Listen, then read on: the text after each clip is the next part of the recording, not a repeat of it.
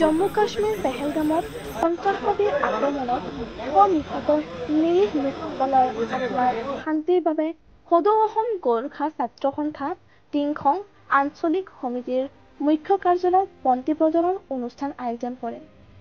উক্ত অনুষ্ঠানত উপস্থিত থাকে সদৌ অসম গোৰ্খা ছাত্ৰ সন্থা টিংখং আঞ্চলিক সমিতিৰ মুখ্য উপদেষ্টা বিনোদ লিম্বু, সভাপতি দীপেন্দ্ৰ চেত্ৰী, সম্পাদক পৰিমল বিশ্বকৰ্মা, ডিব্ৰুগড় জিলা সমিতিৰ অৰ্জুন শৰ্মা, প্ৰাক্তন শিক্ষক ৰেড কুমাৰ শৰ্মা, গোৰ্খা সন্মিলনৰ প্ৰাক্তন নেতা হাইকম ৰায়, লগতে উপস্থিত থাকে আঞ্চলিক সমিতি, শাখা সমিতিৰ বিষয়ববীয়া আৰু স্থানীয় ৰাইজ। বন্তি প্ৰজ্বলন কৰাৰ লগতে পাকিস্তানী সন্ত্ৰাসবাদীৰ ওপৰত কঠোৰতকৈ কঠোৰ শাস্তি বহিবলৈ প্ৰধানমন্ত্ৰী লগতে ভাৰতীয় সেনাক আহ্বান জনায়।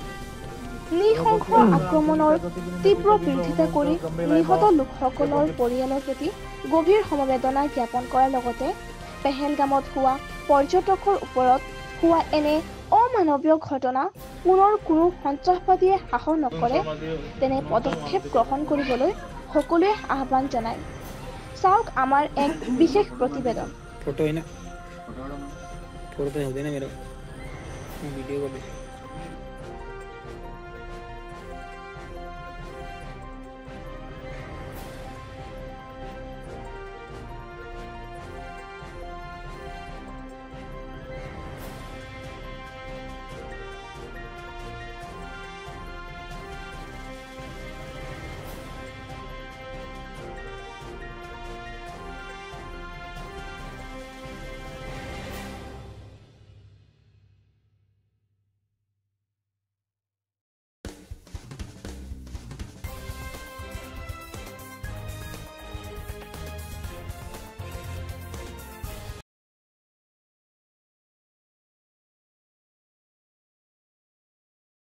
সদৌ অসম গোৰ্খা ছাত্ৰ সন্থা টিংখং আঞ্চলিক সমিতিৰ তৰফৰ পৰা আজি আমি সদৌ অসম গোৰ্খা ছাত্ৰ সন্থা কেন্দ্ৰীয় সমিতিৰ নিৰ্দেশ মৰ্মে টিংখং আঞ্চলিক সমিতিয়ে যোৱা 23 তাৰিখে কাশ্মীৰৰ সন্ত্ৰাসবাদীয়ে যি বৰ্বৰ অত্যাচাৰ কৰি আমাৰ পৰ্যটক নিৰীহ লোকক যি হত্যা কৰিলে, আজি আপোনালোকে ছ'চিয়েল মিডিয়া ফেচবুক জৰিয়তে আপোনালোকে দেখিবলৈ পাইছে। অতি দুৰ্ভাগ্য তাৰে অতি বৰ্বৰজনকভাৱে যি নৃশংস হত্যা কৰিছে, আমি তীব্ৰ গৰিহণা দিছোঁ। আজি আমি অতি দুখিত হৈছোঁ, কিয়নো আজি আমাৰ এই পৃথিৱীত মানৱীয়তা বোলা বস্তুটো নাইকিয়া হৈ গৈছে। আজি আমি সদৌ অসম গোৰ্খা ছাত্ৰ সন্থা কেন্দ্ৰীয় সমিতিৰ নিৰ্দেশত আমাৰ সমগ্ৰ অসমত যিমান আঞ্চলিক আছে সকলো আঞ্চলিকে আজি যি নিৰীহ লোকৰ হত্যাৰ যিটো প্ৰতিবাদত আজি আমি বন্তি প্ৰজ্বলন কৰিছে, আমিও আজি টিংখং আঞ্চলিক সমিতিয়ে আমাৰ কাৰ্যালয়ত আমি বন্তি প্ৰজ্বলন কৰিছোঁ। আমাৰ সকলো আমাৰ দল আমাৰ টিংখং আঞ্চলিক সমিতিৰ বিষয়ববীয়া লগতে শুকানিবাসী আমাৰ সচেতন ব্যক্তি সমাজসেৱক তথা গোৰ্খা থাকেই আৰু আমি बंती प्रज्वलन करिसु। আজি यो एउटा नभएको काम हो, नहुने काम हो। जुन जम्मू काश्मीर में घुम्नु गएको